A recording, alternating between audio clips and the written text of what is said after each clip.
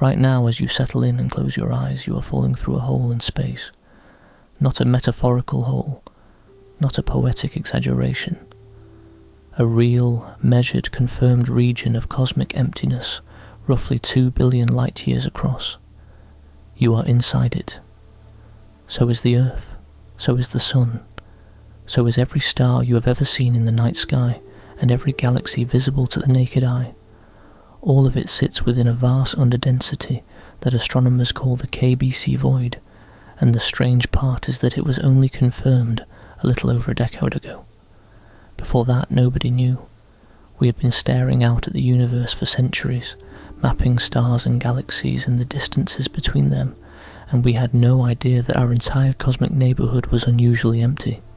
The discovery happened quietly, the way many of the biggest discoveries in science do. In 2013, 3 astronomers named Ryan Keenan, Amy Barger, and Lennox Cowie published a paper in the Astrophysical Journal. They had been counting galaxies. That might sound simple, almost mundane, but the scale of what they were doing was anything but. Using a massive catalogue called 2M++, which combined infrared data from the 2-micron All-Sky survey with redshift measurements from the Sloan Digital Sky survey and the 6-degree field galaxy redshift survey. They mapped the positions and distances of tens of thousands of galaxies across 90% of the sky. The data set was enormous, covering more than 37,000 square degrees and nearly 98% complete to its magnitude limit. They were looking at the distribution of galaxies in the local universe, measuring how the density of galaxies changed with distance from Earth, and the numbers were wrong. Everywhere they looked, within about 1 billion light-years of Earth, there were fewer galaxies than the cosmic average predicted, not slightly fewer. The density was roughly half of what it should have been. The measurement came out to a density contrast of about 0.46, plus or minus 0.06, meaning the region around us had only about half the expected amount of luminous matter compared to what existed at greater distances. The deficit was not limited to one direction or one patch of sky. It stretched outward in every direction, forming a roughly spherical shell of cosmic emptiness with our galaxy sitting somewhere near its centre. This was not a small gap between galaxy clusters.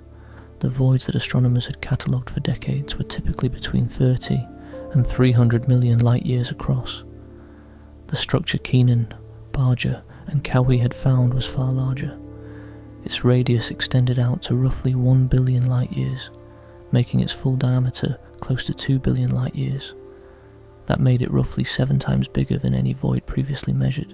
In the language of cosmology, this was a supervoid, and it was the largest one anyone had ever observed, sitting right on our doorstep. Or rather, we were sitting inside it. The discovery earned a name derived from the initials of its 3 discoverers. The KBC void. It sounds almost casual, the kind of label you might give to a filing folder, but there is nothing casual about what it represents. To understand why this mattered so much, you have to understand what the standard model of cosmology predicts about the universe. According to the framework that physicists have relied on for decades, the universe should be roughly uniform when you zoom out far enough. Yes, galaxies cluster together. Yes, there are filaments and walls and empty pockets between them. That kind of small-scale structure is expected. But on the larger scales, averaging over billions of light-years, the matter should be distributed more or less evenly. The technical term for this is homogeneity. No location should be special. No region should be dramatically different from any other once you take a broad enough view. The KBC void challenges that assumption. A region 2 billion light-years across, with a density deficit as large as what Keenan and colleagues measured, pushes against the boundaries of what random chance can explain within the standard model. When cosmologists run computer simulations of how the universe evolved from the conditions present shortly after the Big Bang, they rarely produce voids this large and this empty. In those simulations, the initial density variations from quantum fluctuations in the early universe grow under gravity over billions of years, producing the cosmic web of filaments and voids we observe today. Small voids are common, medium voids are less common. Extremely large voids like the KBC void are exceedingly rare. Some studies have estimated that the probability of such a structure forming is equivalent to a statistical deviation and so extreme that you might not find one anywhere in the entire observable universe. Yet here we are, living inside one. 4 years after the initial discovery, a follow-up study lent further support to the findings. Benjamin Hoskite, an undergraduate student working with Amy Barger at the University of Wisconsin-Madison, presented results at the American Astronomical Society meeting in June 2017. Rather than repeating the galaxy counting method, Hoskite used a different measurement technique called the kinematic Sunyaev-Zeldovich effect, which tracks how galaxy clusters move through the cosmic web by detecting subtle temperature shifts in the cosmic microwave background radiation as it passes through those clusters. If the KBC void was real, galaxy clusters within it should be moving outward, attracted by the denser material beyond the void's edges, and that is exactly what the measurements showed. The motions of those clusters were consistent with the void's existence. The data held up. The implications began rippling outward almost immediately. If we reside in such an unusual location, then every measurement we make of the universe is potentially biased by that location. When we point our telescopes at distant supernovae to determine how fast the universe is expanding, are we seeing the true cosmic expansion rate, or are we seeing a distorted local version, warped by the fact that we are measuring from inside a hole?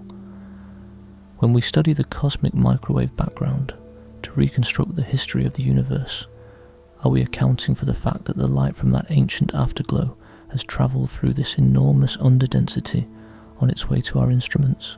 These questions touch the foundations of modern cosmology, and they remain open.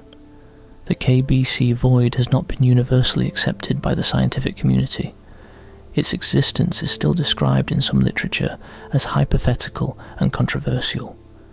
Different research groups using different methods have found somewhat different density contrasts, with some measuring closer to 15 or 20% underdense, rather than the roughly 50% found in the original study.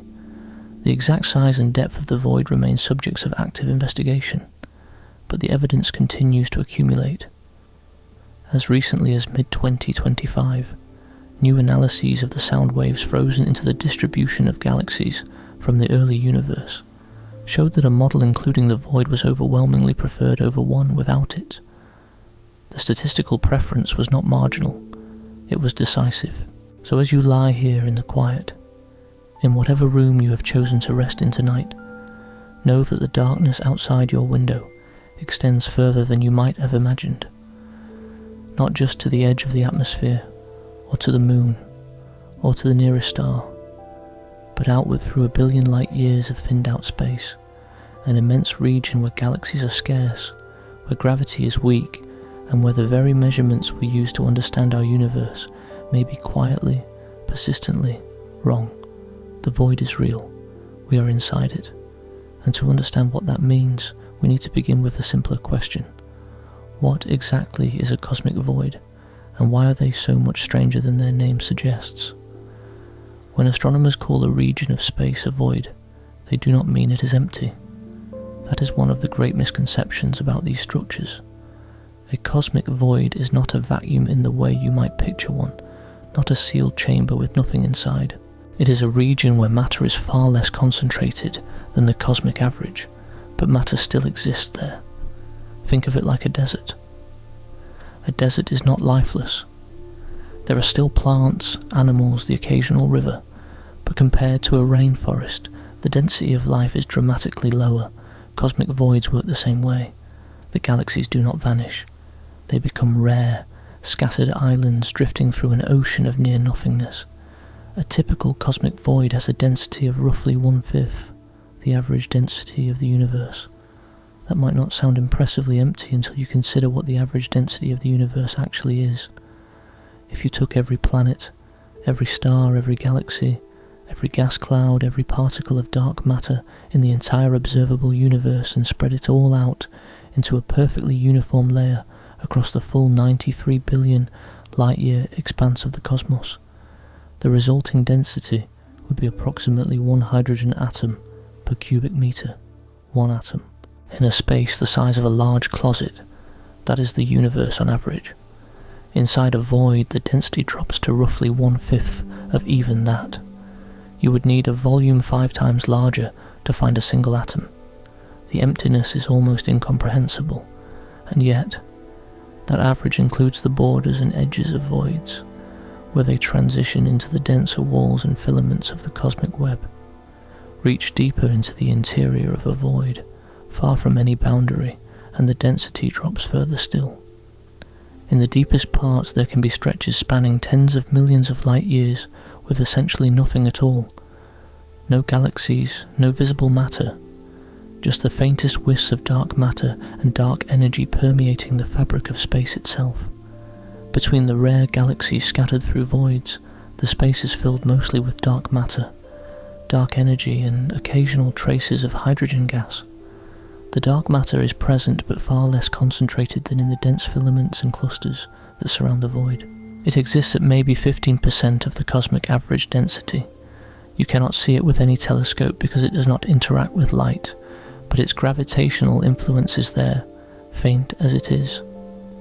This brings us to one of the strangest things about voids: gravity, which normally governs how structures form and evolve in the universe, becomes almost irrelevant inside them. Gravity is already the weakest of the 4 fundamental forces, requiring enormous concentrations of mass-like planets, stars and galaxy clusters to produce noticeable effects. In a void where mass is scarce, gravity fades even further into the background. Without enough gravitational pull to draw matter together, new galaxies cannot form, galaxy clusters cannot coalesce, the void stays a void. In the absence of gravity's organizing influence, something else takes over. Dark energy. This is the mysterious component that makes up about 68% of the total energy content of the universe, and it behaves in a way that is opposite to gravity. Where gravity pulls matter together, dark energy pushes space apart. It drives the accelerating expansion of the universe, and in the dense regions where galaxies cluster together, gravity is strong enough to resist this expansion, holding structures together against the outward push. But inside voids, gravity loses that contest. Dark energy wins decisively. The result is that voids expand faster than the rest of the universe. They grow like bubbles, pushing their boundaries outward, while the filaments and walls of galaxies around them act as constraining walls. And this creates a cycle that reinforces itself. The more a void expands, the emptier it gets, which means even less gravity to resist further expansion, which means the void expands even faster.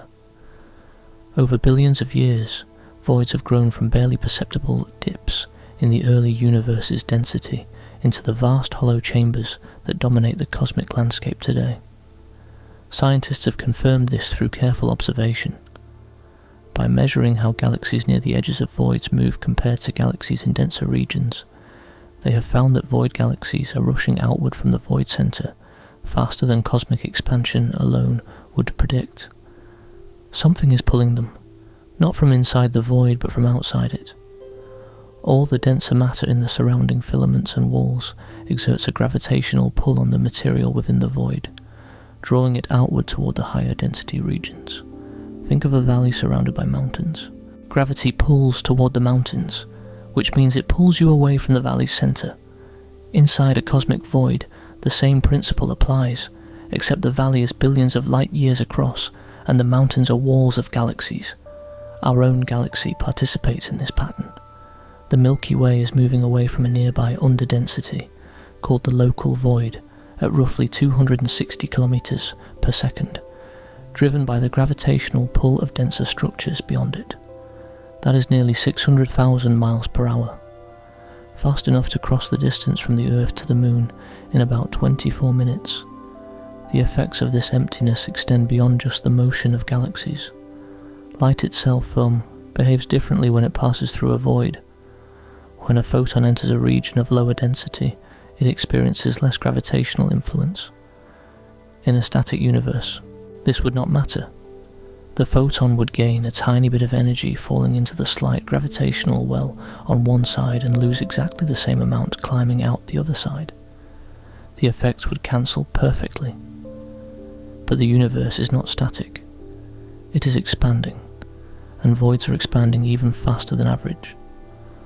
While the photon is passing through, the void grows. The gravitational well becomes shallower during the photon's transit, which means the photon loses slightly more energy climbing out than it gained falling in. It arrives on the other side with a tiny bit less energy than it started with. In the language of physics, it has been slightly redshifted. Its wavelength has stretched, and its temperature, if you were to measure it, has dropped by an infinitesimal amount. This effect is called the integrated Sachs-Wolf effect, and it leaves a measurable imprint on the oldest light in the universe. The cosmic microwave background radiation, that faint afterglow of the Big Bang that fills all of space, carries the fingerprints of every void it has passed through over the last 13.8 billion years. When astronomers create temperature maps of this radiation, they find that directions in the sky corresponding to known voids are, on average, about 10 millionths of a degree cooler than the surrounding areas. It is an absurdly tiny difference, but it is real, it is measurable, and it lines up perfectly with where we observe large voids in the galaxy distribution. These cold spots are not random noise, they are physics, so voids are not empty nothings. They are dynamic structures where dark energy reigns, where gravity retreats, and where the behaviour of light itself is subtly altered. They are the universe's quiet places, and studying them has become one of the most productive ways to learn about the forces shaping cosmic evolution. The KBC void that surrounds our galaxy is simply the largest and closest of these structures, and its proximity makes it both a gift and a problem for cosmology. A gift because we can study it in extraordinary detail, a problem because its influence reaches into every observation we make. But to truly grasp the scale of the void and our place within it, you need to see the larger architecture. The voids are not scattered randomly through the cosmos. They are part of something much larger, a structure so vast that it redefines what we mean by the geometry of reality itself. The universe is not a smooth, evenly distributed cloud of galaxies. If you could somehow zoom out far enough to see billions of light years in every direction, the view would look less like a star-filled sky and more like the inside of a sponge, or a block of Swiss cheese, or the tangled web of a spider scaled up to unimaginable size. Dense strands of matter weave and branch through vast hollow pockets, creating a pattern that cosmologists call the cosmic web. It is the largest coherent structure in nature, and everything we know about the universe exists within it. The web has several components. At the intersections where multiple strands meet, you find the densest concentrations of matter. These are the nodes, and they contain massive galaxy clusters, places where hundreds or thousands of galaxies pack into relatively tight spaces. Galaxy clusters are among the most massive gravitationally bound structures in the universe, and they glow with the heat of superheated gas trapped between their member galaxies. Stretching between the nodes are the filaments, long chains of galaxy groups and smaller clusters that can extend for hundreds of millions of light years. These filaments form the skeleton of the web, the load-bearing beams of cosmic architecture. If the nodes are cities, the filaments are the highways connecting them, carrying a steady flow of galaxies and gas from one dense region to another. Around and between the filaments are walls, broad sheets of galaxies that are denser than average, but less concentrated than the filaments themselves. These walls mark the boundaries of the void regions, forming a kind of membrane between the places where matter congregates and the places where it does not. And then there are the voids, the hollow chambers between all the rest. They fill the majority of the universe's volume, while containing only a small fraction of its mass. Estimates vary depending on how you define the boundaries, but careful studies using cosmological simulations have found that voids occupy somewhere between 60 and 80% of the total volume of space. Some estimates go even higher. A NASA analysis suggested the figure could be as high as 95%. Whatever the precise number, the takeaway is the same. The universe is mostly empty. The galaxies, clusters, filaments and walls that we tend to think of as the universe are actually the minority, crowded together into a relatively thin scaffolding that surrounds enormous cavities of near-nothingness. This structure was not always obvious. For decades, astronomers photographed the sky and counted galaxies, but their images were flat, two-dimensional projections that compressed billions of light-years of depth into a single picture. Galaxies that appeared right next to each other on a photograph might actually be separated by enormous distances, one much farther away than the other. Without knowing how far away each galaxy was, there was no way to untangle the true three-dimensional structure. That changed in the 1970s and 1980s, when astronomers began conducting systematic redshift surveys. By measuring the redshift of each galaxy's light, the amount by which the expansion of space had stretched its wavelength toward the red end of the spectrum, they could calculate its distance.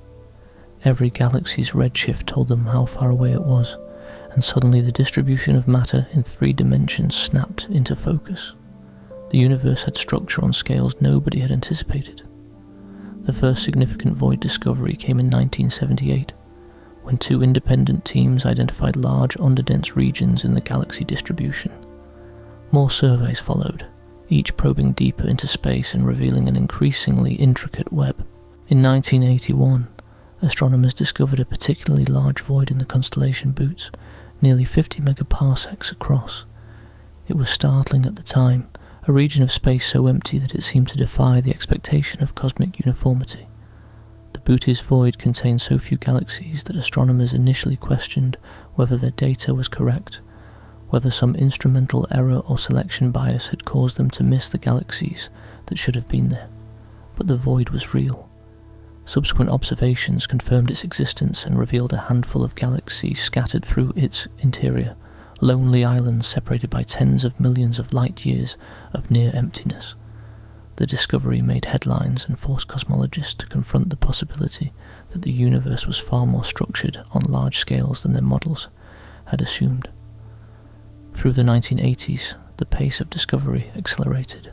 Margaret Geller and John Huchra at the Harvard-Smithsonian Center for Astrophysics conducted a series of redshift surveys that mapped the distribution of galaxies in 3 dimensions across an expanding volume of space.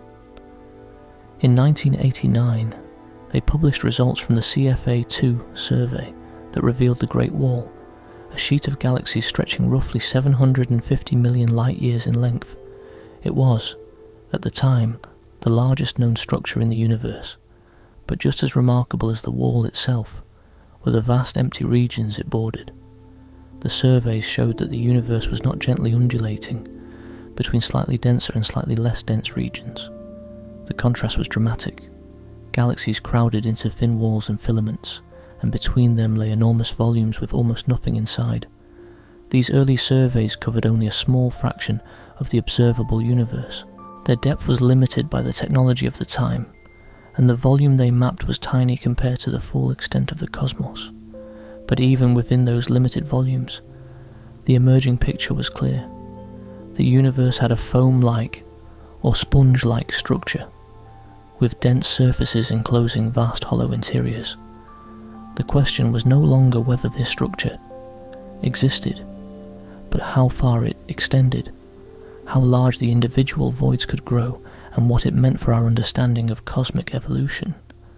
But the real revolution came with the Sloan Digital Sky Survey, which began operations in the year 2000.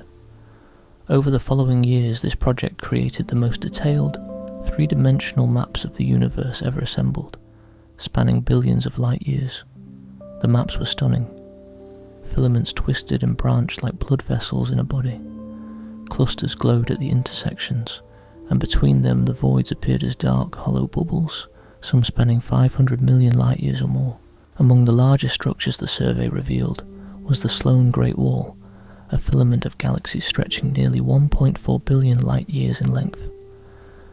At the time of its discovery in 2003, by J. Richard Gott III and Mario Jurek using SDSS data, it was the largest known structure in the observable universe. On the opposite end of the spectrum, supervoids spanning more than 1 billion light-years hinted at the enormous scale of cosmic emptiness. Together, these features painted a picture of a universe organized on scales far larger than anyone had predicted just a few decades earlier. Galaxies are not the fundamental building blocks of cosmic structure.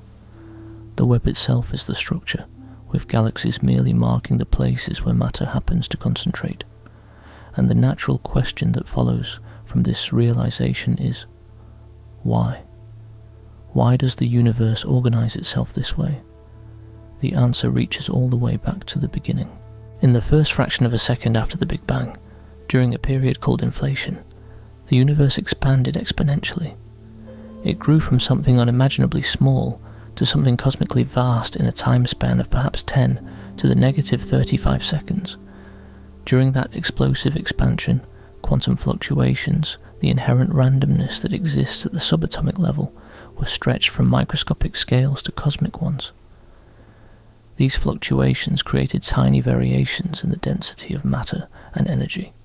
In some regions, the density was a fraction higher than average, in others a fraction lower. The differences were almost imperceptibly small, about 1 part in 100,000. If you could have measured the density of the universe at that moment, you would have found it nearly perfectly uniform. Nearly, but not quite. And that not quite made all the difference.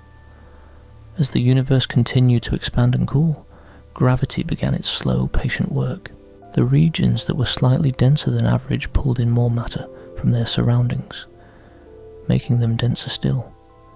This created a positive feedback loop. The more matter a region accumulated, the stronger its gravitational pull became, and the more matter it attracted. Over hundreds of millions of years, these overdense regions collapsed into the first stars, then galaxies, then clusters of galaxies, then the filaments and walls of the cosmic web. Meanwhile, the regions that had started with slightly less density lost matter to their denser neighbours. As material drained away, these underdense regions became even emptier. Over cosmic time, they expanded into the voids we observe today.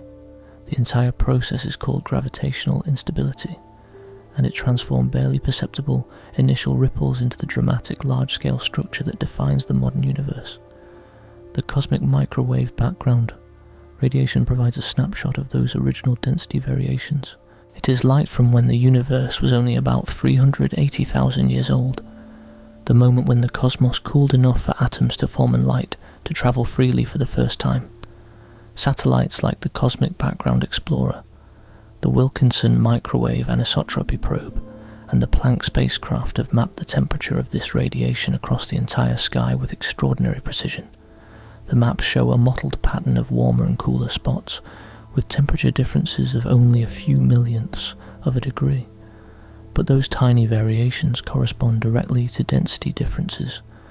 Warmer spots had slightly more matter, cooler spots had slightly less. Scientists can take this pattern and feed it into computer simulations, evolving it forward through billions of years of gravitational collapse and expansion. The results reliably produce a cosmic web of filaments, clusters and voids that closely matches what we observe in galaxy surveys. The agreement between predictions and observations is one of the great achievements of modern cosmology. It tells us that our understanding of how gravity shapes structure over cosmic time is, in broad strokes, correct. But there is a tension hiding within that success.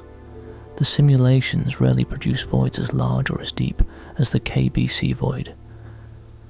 The initial quantum fluctuations were random, so every region had some probability of ending up as a void or a filament. Small voids arise easily from common modest fluctuations. Large voids require larger, rarer fluctuations, and the KBC void falls into the category of structures so extreme that standard simulations struggle to reproduce them. This discrepancy between what the models predict and what we observe is one of the central puzzles that the void has introduced into cosmology. Among all the voids scattered through this cosmic foam, the KBC void holds a unique distinction. It is ours, and where exactly we sit inside it changes everything about what we observe when we look out at the universe. The Milky Way is not at the centre of the KBC void, but it is close enough that it matters. Measurements place our galaxy somewhere between 200 and 400 million light-years from the void's geometric centre. That might sound like an enormous distance, and it is by any human standard. You could line up 2,000 Milky Way galaxies end to end and still not cross that gap, but the void itself extends outward for roughly 1 billion light-years from its centre in every direction, which means our offset from the centre is relatively small compared to the void's total radius. We sit well within the underdense region, surrounded on all sides by the thinned-out cosmic landscape that defines the void's interior. This position is not a matter of idle curiosity. It has consequences for every observation we make and every conclusion we draw about the universe. If we happen to be located outside the void entirely, parked in one of the dense filaments or walls that make up the cosmic web, our measurements of the universe's expansion rate would look completely different. The discrepancy that has haunted cosmology for years might not exist at all. Our immediate cosmic neighbourhood adds layers of complexity to this picture. The Milky Way belongs to a collection of galaxies called the Local Group, a modest gathering of about 80 galaxies dominated by 2 large spirals, our own and the Andromeda Galaxy. The Local Group is gravitationally bound, meaning its members orbit around a common centre of mass rather than flying apart with the expansion of the universe. On the scale of the void, it is barely a speck, but the Local Group is itself part of something much larger. In September 2014, a team of astronomers led by R. Brent Tully at the University of Hawaii published a landmark paper in the journal Nature. Using a technique that mapped the peculiar velocities of galaxies, the motions that galaxies exhibit on top of the general expansion of the universe, Tully and his colleagues identified an enormous structure that they named the Laniakea supercluster. The name comes from the Hawaiian language and means immense heaven, which is fitting given what they found. Laniakea contains roughly 100,000 galaxies, spread across approximately 520 million light-years. Its total mass is about 100 million billion times the mass of our Sun. Rather than being defined by its density, Laniakea is defined by the flow of galaxies within it. Every galaxy inside Laniakea is being gravitationally pulled toward a common focal point called the Great Attractor, a region of concentrated mass near the constellation Norma. The Great Attractor had puzzled astronomers for 30 years before Laniakea was identified, because galaxies in our part of the universe were clearly moving towards something, but the source of the pull was hidden behind the obscuring dust of the Milky Way's own disk. With the definition of Laniakea, the Great Attractor found its context. It was not a mysterious isolated force. It was the gravitational centre of a supercluster we did not know we were living inside. Now here is the paradox that makes this relevant to our story. Laniakea, this immense structure containing 100,000 galaxies, resides entirely within the KBC void. Think about that for a moment. A supercluster, one of the largest gravitationally coherent structures in the universe, is itself embedded within an underdense region. 100,000 galaxies, and the void is so vast that it can swallow all of them and still have room to spare. How can a supercluster exist inside a void? The answer lies in how density is measured. The KBC void is underdense compared to the cosmic average when you measure over very large scales, averaging across billions of light-years. But it is not uniformly empty. It contains localized concentrations of matter, like Laniakea, that are denser than their immediate surroundings. These concentrations are the remnants of structure formation, islands of matter that resisted draining away when the void was growing. They exist as relatively dense patches within an overall sparse volume. Zoom out, and the region looks empty. zoom in, and you find significant structure. This nested hierarchy is a hallmark of the cosmic web. Voids contain filaments. Filaments contain clusters. Clusters contain groups. Groups contain galaxies. Structure exists at every scale. The KBC void is primarily defined by the absence of the richest superclusters and the most massive galaxy clusters at its centre. The edges of the void, where the density transitions back to the cosmic average, lie hundreds of millions of light years away from us. Within that enormous volume, there is still plenty of matter, just not as much as there should be. The gravitational flows within Laniakea provide some of the best evidence for how the void influences our motion through space. The Milky Way's peculiar velocity, its motion relative to the overall expansion of the universe, points toward the Great Attractor. This confirms that we are gravitationally bound to Laniakea, but Laniakea itself is moving, drawn by structures even larger and farther away. The Shapley supercluster, located about 650 million light-years from us, is one of the most massive concentrations of galaxies in our region of the cosmos, and its gravitational influence is strong enough to pull Laniakea toward it at several hundred kilometers per second. At the same time, the void is pushing us outward. Our galaxy sits near the edge of a smaller underdensity called the local void, which is distinct from but connected to the larger KBC void. The local void extends about 200 million light-years and sits adjacent to our position. The deficit of matter inside it means there is less gravitational pull in that direction compared to other directions, so we are effectively being pushed away from it. The entire local sheet, a flattened structure of galaxies that includes the Milky Way and Andromeda, is rushing away from the local void at roughly 260 kilometers per second, about 580,000 miles per hour. When you add up all of these gravitational influences, the pulls from the Great Attractor, from the Shapley supercluster, from the Virgo cluster, about 60 million light-years away, the push from the local void, and the motion of the Milky Way and Andromeda falling toward each other, you get a total peculiar velocity of about 627 kilometers per second. That is how fast our galaxy is moving relative to the cosmic microwave background, the universal rest frame. It is an enormous speed, roughly 1.4 million miles per hour, and it is itself evidence for the void. If we lived in a typical region of average density, our peculiar velocity would be much smaller, perhaps 100 or 200 kilometers per second at most. The fact that we are moving so fast indicates strong gravitational gradients in our vicinity, exactly what you would expect from living near a large, underdense region surrounded by denser walls. These motions are not just interesting facts about our cosmic address, they complicate everything we try to measure about the universe. When astronomers observe distant galaxies and measure their redshift, they are seeing a combination of two effects. The first is the expansion of space itself, the steady stretching of the universe that carries all galaxies apart from one another.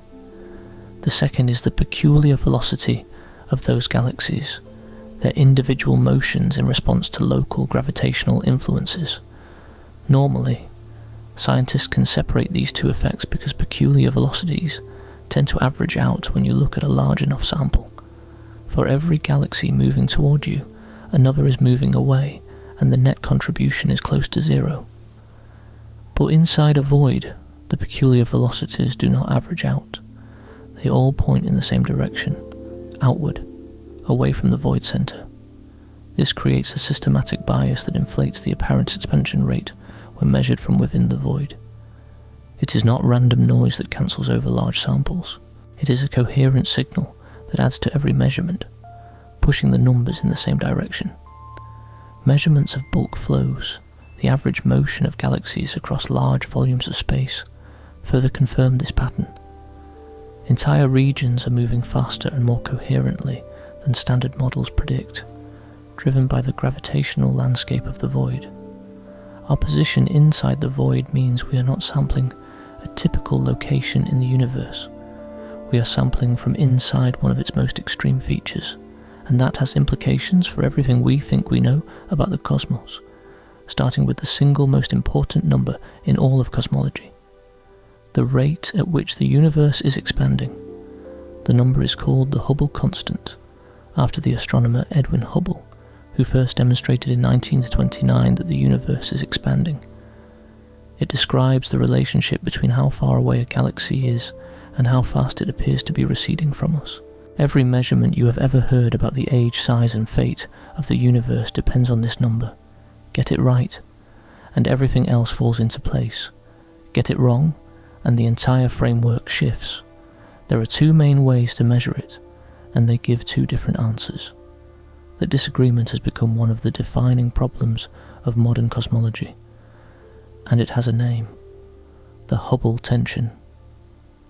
The first method looks backward in time to the very early universe. The cosmic microwave background radiation, the faint afterglow of the Big Bang, carries encoded within it an extraordinary amount of information about the conditions that existed when the universe was only about 380,000 years old. By analysing the patterns in this radiation, measuring the size and spacing of the tiny temperature fluctuations across the sky, scientists can reconstruct the physical properties of the early universe with remarkable precision. They can determine the density of matter, the density of dark energy, the geometry of space, and the rate at which the universe was expanding at that early time. From there, they use the equations of general relativity and the standard model of cosmology to extrapolate forward, calculating what the expansion rate should be today. The European Space Agency's Planck satellite, which operated from 2009 to 2013 and produced the most detailed map of the cosmic microwave background ever created, delivered the most precise version of this measurement. The answer it gave was 67.4 kilometers per second per megaparsec, with an uncertainty of only 0.5. That means for every megaparsec of distance, roughly 3.26 million light years, space is expanding at 67.4 kilometers per second. The measurement is extraordinarily precise, with an uncertainty of less than 1%. The second method looks at the nearby universe directly. Rather than extrapolating from ancient light, it measures the expansion rate in real time right now, using objects whose distances and velocities can be determined independently. The workhorses of this approach are Cepheid, variable stars, and Type 1a supernovae. Cepheid variables are stars that pulsate at a rate directly related to their intrinsic brightness. By measuring how long it takes a Cepheid to brighten and dim, astronomers know exactly how luminous it is. Comparing that known luminosity to how bright the star appears from Earth tells them how far away it is. Type 1. A supernovae are a particular kind of exploding star that always reaches roughly the same peak brightness, making them visible across billions of light years and serving as cosmic measuring sticks for even greater distances. A team called SH0ES, led by Nobel laureate Adam Rees, has spent years refining this local measurement using the Hubble Space Telescope, and more recently, the James Webb Space Telescope. Their latest results give a value of about 73 kilometers per second per megaparsec, with an uncertainty of about 1 kilometer per second. That is a precise measurement.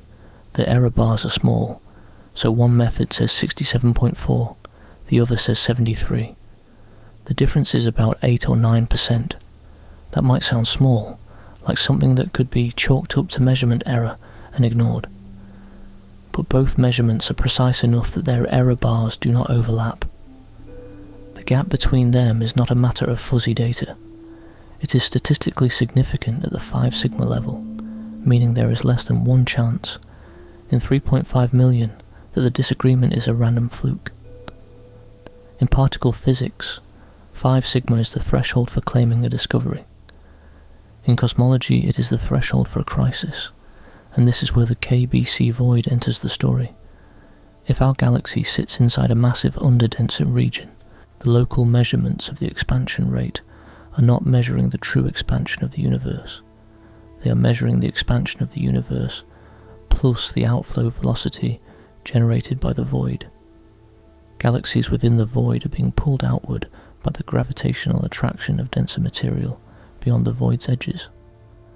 This adds extra speed to their recession from us, making them appear to fly apart faster than the cosmic average. When we use nearby supernovae to calculate the Hubble constant, most of those supernovae lie within the void, because we deliberately use relatively nearby objects to avoid complications that arise at extreme distances. Those nearby objects carry the extra velocity imprint of the void, and that inflates the number. The cosmic microwave background measurement, by contrast, is not affected by the void. It probes the early universe long before voids existed. The radiation it measures was emitted billions of years before the KBC void formed, and the extrapolation to today's expansion rate assumes a universe that is homogeneous on large scales. If that assumption is correct for the universe as a whole, but not for our particular neighbourhood, then the two measurements are not contradicting each other. They are measuring two different things. The cosmic microwave background measures the true global expansion rate. The local method measures the expansion rate as distorted by our unusual environment. When scientists model how a void of the KBC's estimated size and depth would affect local measurements, the numbers line up. The predicted boost to the apparent expansion rate is close to the observed discrepancy. The void hypothesis does not just offer a vague handwave, it provides a quantitative match. New evidence has strengthened this picture. In July 2025, at the National Astronomy Meeting in Durham, physicist Indranil Banik presented an analysis of baryon acoustic oscillation data spanning 20 years of measurements. Baryon acoustic oscillations are a pattern frozen into the distribution of galaxies, a relic of sound waves that propagated through the early universe before atoms formed. They provide an independent geometric ruler for measuring cosmic distances. Banik showed that when you account for the distortions, a local void would introduce into the relationship between this ruler and the measured redshifts of galaxies. The data strongly prefer a model that includes a void. His calculation found that a void model was approximately 100 million times more likely than a void-free model, based on the standard Planck cosmology. That is not a marginal preference, that is decisive. Meanwhile, other measurements have added complexity. A June 2025 study using both the Hubble Space Telescope and the James Webb Space Telescope to observe Cepheid variables found a Hubble constant of about 70.4 kilometers per second per megaparsec, with a 3% margin of error. That value falls between the two competing numbers, and its error bars overlap with both. Some researchers interpreted this as evidence that the tension might be resolving, but a closer look shows that it depends on the method of calibration. Teams using the tip of the red, giant branch technique for distance calibration get values closer to 70, while teams using Cepheids get values closer to 73. And in late 2025, the TDCO-SMO collaboration published results using gravitationally lensed quasars, an entirely independent method, and found values aligning with the higher local measurements around 73. The tension is not resolved. If anything, the picture has grown more complicated as independent methods keep confirming the discrepancy. There is something deeply unsettling about this. If the void explanation is correct, then the headlines you have read about the accelerating universe and the properties of dark energy might be describing a local phenomenon rather than a universal truth. We have spent decades building cosmological models, based partly on local expansion measurements, and those measurements might be systematically biased by the accident of where we happen to live. It would be as if you tried to determine the average temperature of the Earth by only measuring the temperature inside a heated building. Your instruments could be perfect, your data collection flawless, and you would still get the wrong answer because your location is not representative. The void offers an explanation that requires no new physics, no exotic particles, no modifications to general relativity. It simply asks us to accept that we live in an unusual place and that our local measurements reflect that. Some scientists find this explanation elegant. Others find it troubling because it conflicts with the cosmological principle the deeply held assumption that our location in the universe is nothing special. To understand how the void creates this bias, it helps to picture the physics more carefully. Gravity inside a void does something that feels counterintuitive. It effectively pushes outward, not because gravity itself reverses. The force of gravity always attracts mass toward mass, but the geometry of the situation matters. If you place a marble on a flat table and surround it with heavy objects on all sides except one, the marble rolls toward the heavy objects. Now remove some of those heavy objects from one direction, and the marble moves the other way, toward whichever side has more mass. Inside a cosmic void, galaxies experience this same imbalance. The densest concentrations of matter lie outside the void, in the surrounding filaments and walls and clusters. All of that exterior mass gravitationally attracts the material inside the void, pulling galaxies outward from the void center toward the denser regions beyond. The result is a systematic outflow. Galaxies within the void are not just expanding with the universe. They are accelerating away from the void center, dragged by the gravitational imbalance between the sparse interior and the crowded exterior. The effect is strongest near the void center and weakens toward the edges, where the density gradually increases and the gravitational pull from outside becomes more balanced. For the KBC void specifically, the outflow adds hundreds of kilometers per second to the velocities of galaxies within it. When astronomers observe these galaxies and measure their redshifts, they see the combined effect of cosmic expansion and outflow velocity, with no easy way to separate the two. The galaxies appear to be receding faster than cosmic expansion alone would predict, and the measured Hubble constant gets inflated by that additional speed.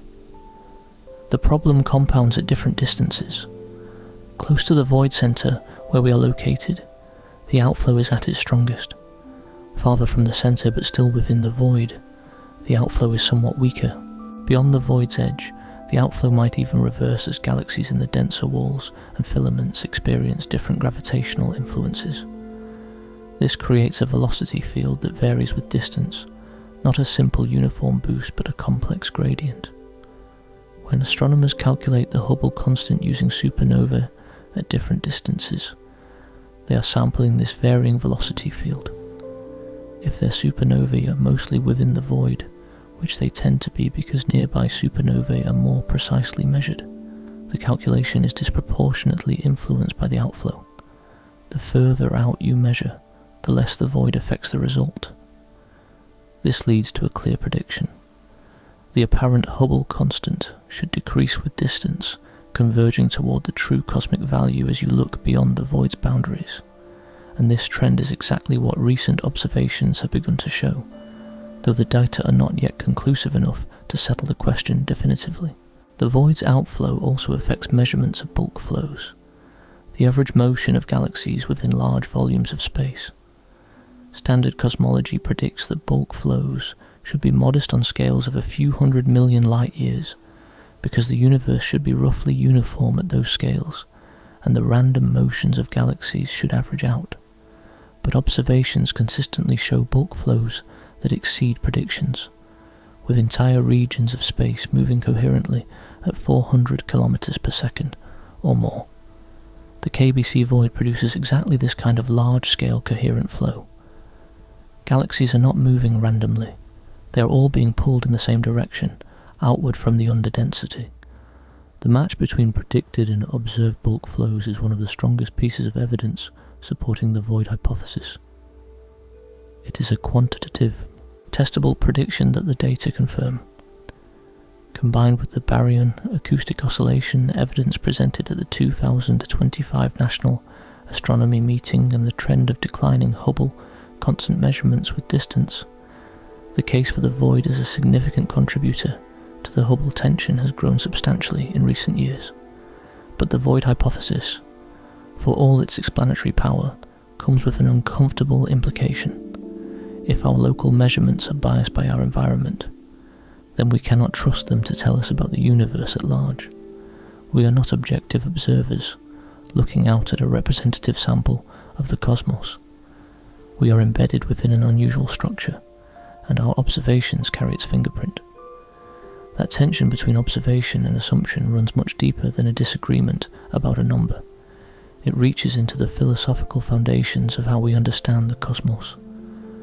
The cosmological principle is one of the most important assumptions in all of physics, and the KBC void threatens to break it. The principle states that the universe is homogeneous and isotropic on sufficiently large scales. Homogeneous means the same everywhere. No location in the universe is fundamentally different from any other, once you average over a large enough volume. Isotropic means the same in all directions. No matter which way you look, the universe presents the same general appearance. These are not just convenient simplifications. They are the mathematical foundation on which modern cosmology is built.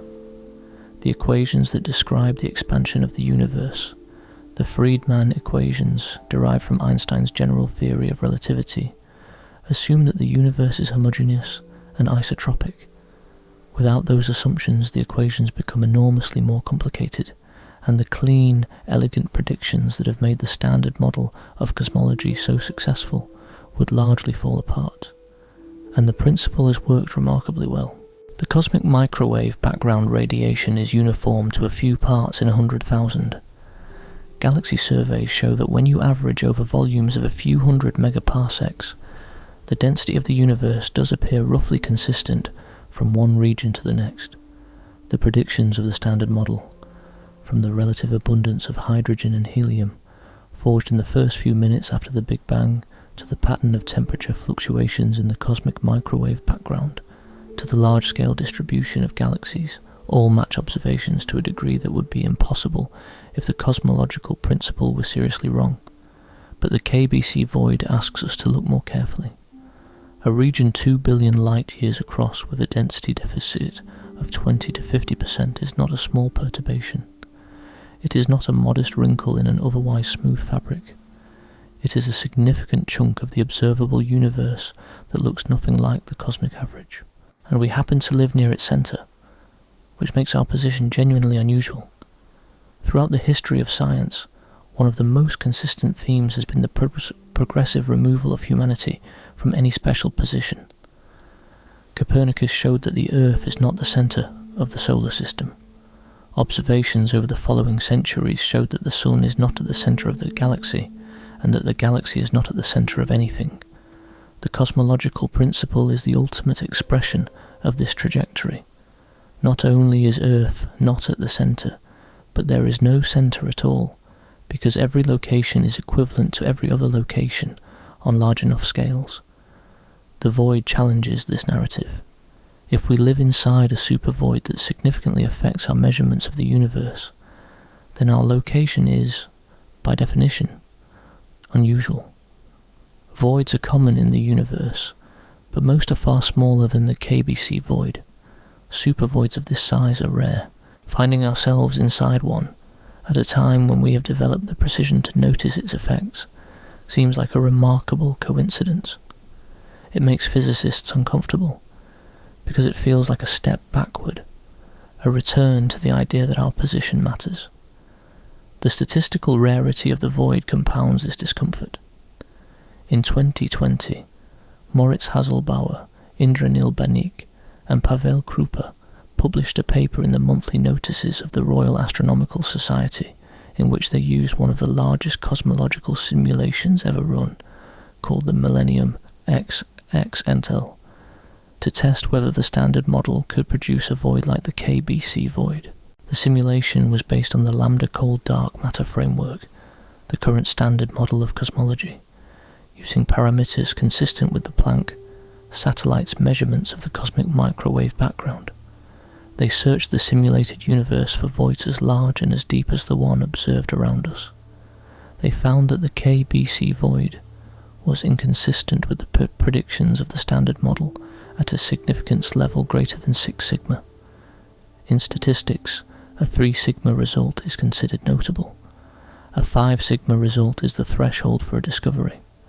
6 sigma means the observed structure is so unlikely, within the framework of the standard model, that you would need to run an extraordinary number of simulations, far more than the volume of the observable universe can provide, to expect even one such structure to arise by chance.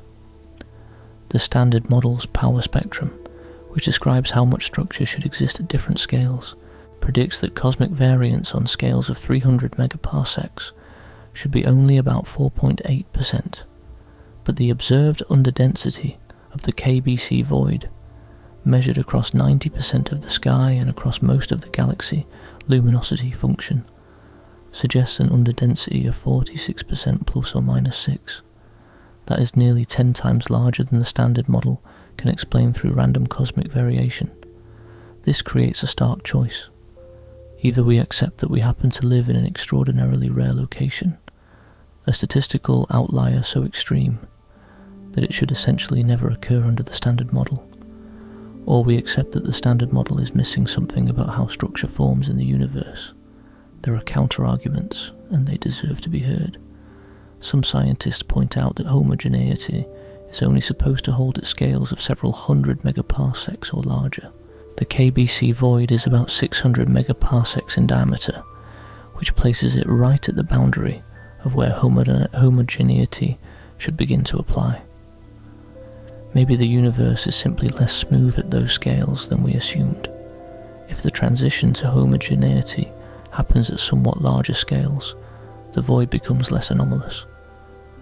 Others argue that the density contrast might not be as severe as the original measurements suggest. Different observational techniques have produced somewhat different results. If the true deficit is closer to 15 or 20%, rather than the 46% measured by Keenan, Barger and Cowie, the statistical rarity becomes less extreme. Still challenging for the Standard Model, but no longer a Six Sigma problem. There is also a weak version of the anthropic argument. Observers, meaning intelligent beings capable of studying the universe, can only exist in environments that allow for the formation of galaxies, stars and planets. If galaxies form preferentially in regions that are moderately underdense, not too packed with the violent interactions of rich clusters, but not so empty that star formation never occurs, then perhaps finding ourselves in a modest void is not as surprising as it seems. But this argument works best if the void is only mildly underdense. A 50% deficit is hard to explain away with anthropic reasoning. The Standard Model of cosmology, lambda, cold, dark matter, has been spectacularly successful in many contexts. It accounts for the cosmic microwave background, the abundance of light elements, the formation of galaxies, and the observed large-scale structure of the universe. For decades, it has been the consensus framework because it works so well in so many situations. Abandoning or significantly modifying it based on one anomalous structure, even a very large one, feels premature to many researchers. But the Hubble tension adds weight to the concern. When a model's predictions disagree with observations at the 5 sigma level, scientists must take that seriously. The Standard Model predicts a specific expansion rate based on the early universe, and direct measurements in the local universe consistently give a higher number. If the void explains the discrepancy, the Standard Model is preserved, but our assumed position in the universe changes. If the void cannot fully explain it, something deeper may need to change. The debate is not settled. It is one of the most active areas of research in cosmology right now. Future galaxy surveys with missions like the European Space Agency's Euclid Telescope, launched in July 2023, and the Vera C. Rubin Observatory, expected to begin its primary survey soon, will map the distribution of galaxies to far greater distances and with much higher precision. These maps will reveal whether large voids like the KBC void are truly as rare as simulations predict, or whether they are more common than the Standard Model expects. If big voids turn up frequently, the cosmological principle survives, but the Standard Model needs revision. If they remain exceptionally rare, we are left with the uncomfortable conclusion that our location really is special. The stakes are high, and the discomfort has pushed some physicists toward a radical alternative. Rather than accepting that we live in an improbable location, they have asked whether gravity itself might need to be rewritten. The standard theory of gravity is Einstein's general theory of relativity, formulated in 1915. It is one of the most thoroughly tested theories in all of physics. It predicted the bending of light around massive objects before it was observed. It predicted gravitational waves, which were finally detected a century later by the LIGO Observatory. It explains the precise orbital decay of binary pulsars, the behavior of clocks in gravitational fields, and the structure of black holes. General relativity is not a speculative hypothesis. It is a pillar of modern science, confirmed by observation after observation, for more than 100 years. But the KBC void poses a question that general relativity, at least in its standard application to cosmology, struggles to answer. If the void is too large and too deep to arise naturally in simulations based on general relativity and lambda cold dark matter, then perhaps gravity does not work exactly as Einstein predicted on the very largest scales. Perhaps the equations need modification at distances of hundreds of millions of light years, where their predictions have been hardest to test directly. The most prominent alternative is a framework called modified Newtonian dynamics, usually known by its acronym MOND. It was proposed in 1983 by Israeli physicist Mordechai Milgram, and it represents one of the boldest challenges to the standard picture of gravity since Einstein's original theory displaced Newton's. The central idea of MOND is straightforward. At the accelerations we experience in everyday life, and even at the accelerations experienced by planets orbiting stars or stars orbiting galactic centers at moderate distances, gravity behaves exactly as Newton and Einstein described. But below a certain very low threshold of acceleration, roughly 1/10 billionth of a meter per second squared, gravity becomes stronger than the standard equations predict. The modification is tiny in absolute terms, but it becomes significant in environments where gravitational fields are extremely weak, such as the outer reaches of galaxies and the vast expanses between galaxy clusters. Milgram originally proposed this modification to solve a specific problem in galaxy physics. When astronomers measure how fast stars orbit in the outskirts of spiral galaxies, they find that the stars are moving far too quickly. The visible matter in the galaxy, the stars and gas that we can see, does not produce enough gravitational pull to hold those fast-moving stars in orbit. Under standard Newtonian gravity, the stars should fly off into intergalactic space. They do not. Something is holding them in. The mainstream explanation is dark matter, an invisible substance that does not interact with light, but exerts gravitational force. Dark matter halos, massive shells of this invisible material, are thought to surround every galaxy, providing the extra gravity needed to keep stars in their orbits. Dark matter has become one of the central concepts in modern cosmology, accounting for about 27% of the total energy content of the universe. MOND offers a different answer. Instead of invoking an invisible substance, it changes the law of gravity itself. By making gravity stronger at very low accelerations, MOND can explain galaxy rotation curves without any dark matter at all, and it does so with remarkable precision. For many galaxies, MOND's predictions match the observed rotation curves better than dark matter models do, with fewer free parameters. The rotation curves are predicted directly from the visible matter distribution without needing to specify the shape, density, or extent of an invisible halo. What does this have to do with the KBC void? In 1998, physicist Robert Sanders showed that if gravity follows the MOND prescription, rather than standard Newtonian and Einsteinian physics, the formation of cosmic structure proceeds differently. The enhanced gravity at low accelerations, exactly the regime relevant to cosmological scales, makes gravitational collapse more efficient. Matter clumps together more vigorously, filaments become denser, and voids become larger and deeper. In a MOND-governed universe, the cosmic web is more pronounced.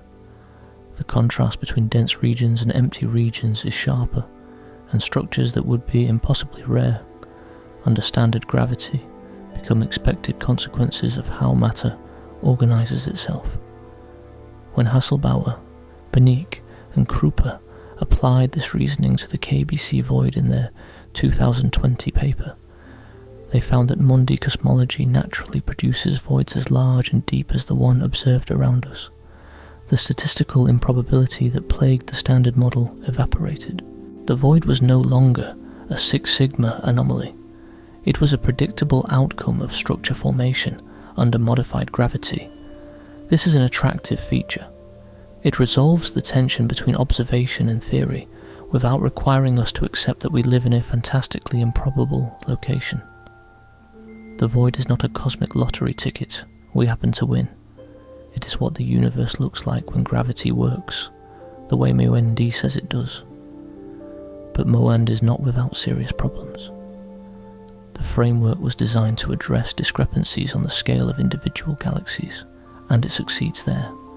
But when applied to larger scales, it runs into difficulties.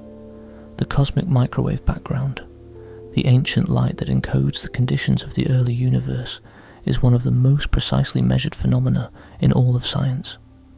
The standard model of cosmology, using general relativity and cold dark matter, explains the detailed pattern of temperature fluctuations in this radiation with extraordinary accuracy. MOND in its basic form cannot reproduce this pattern. The fluctuations depend on the interplay between ordinary matter, dark matter, and radiation in the first few 100,000 years after the Big Bang, and MOND's modifications to gravity alone are not sufficient to match the observations. There is also the issue of gravitational lensing. When light from a distant galaxy passes near a massive galaxy cluster, the cluster's gravity bends the light, distorting the background galaxy's image into arcs and rings. The amount of bending observed requires more gravitational mass than the visible matter in the cluster can account for. Under the standard model, this extra mass is dark matter. Under MOND, the enhanced gravity helps, but for the most massive clusters, it is not enough. Some form of additional unseen matter still seems to be required. Some researchers have tried to bridge this gap by developing hybrid models that combine MOND with a small amount of dark matter, typically in the form of neutrinos, which are known to exist and have a small but non-zero mass.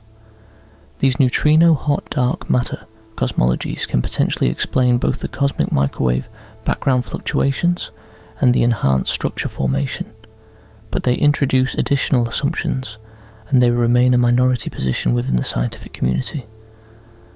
Beyond MOND, there are other modified gravity theories that attempt to address the void problem from different angles. Some propose that gravity strength varies depending on the scale or the local environment. Others introduce additional fields or higher dimensional effects that alter gravitational dynamics on cosmological scales, while preserving the successes of general relativity at smaller distances. These theories predict that gravity becomes effectively stronger in low-density regions like voids, making it easier for large voids to form. Testing these theories requires precise measurements of how matter moves in voids compared to dense regions. If the velocity patterns deviate from what general relativity predicts, it could signal that gravity is modified on large scales. Such measurements are becoming possible with the latest generation of galaxy surveys, and the results will be crucial in determining whether the standard theory holds or whether a deeper description of gravity is needed. The debate between modified gravity and the standard cosmological model with a statistically improbable void is one of the most consequential disagreements in modern physics. Proponents of modified gravity point to the KBC void, to the Shapley supercluster, to the Sloan Great Wall, and to other enormous structures as evidence that the universe is more structured than lambda cold dark matter predicts. They see a pattern of oversized features that suggests something fundamental is missing from the standard picture. Defenders of the standard model counter that modified gravity theories create as many problems as they solve. They point to the extraordinary success of lambda cold dark matter in explaining the cosmic microwave background, the abundance of light elements, and the clustering of galaxies on moderate scales. They argue that tinkering with the law of gravity to fix one problem risks breaking everything else. Both sides agree on one thing. the answer matters enormously. If gravity really is modified on cosmological scales, the implications would ripple through every branch of physics. It would change how we understand the formation of structure, the nature of dark matter, and the expansion of the universe. If gravity is not modified, and the void truly is a statistical outlier, then the cosmological principle itself may need to be reconsidered, and we would have to come to terms with the fact that our position in the universe is genuinely unusual. Future observations should help resolve this question. If large voids and extreme structures turn out to be more common than current simulations predict, modified gravity becomes more appealing. If they remain rare, the standard model survives, but it leaves us with the unsettling realization that the KBC void is, for better or worse, our home. And whether the answer lies in new physics or old look, the void touches something even more immediate. It affects how old we think the universe is, and whether the oldest stars around us can even fit within its timeline. The age of the universe is one of the most fundamental numbers in cosmology, and the KBC void puts it in jeopardy. The current best estimate, based on the cosmic microwave background measured by the Planck satellite, is 13.797 billion years, plus or minus about 23 million. That number comes from detailed modelling of how the universe expanded from the Big Bang to the present day, using the expansion rate derived from the ancient light. The models incorporate the density of matter, the density of dark energy, and the geometry of space, all of which are tightly constrained by the Planck data. The resulting age has been verified by multiple independent analyses and is considered one of the most reliable numbers in all of science.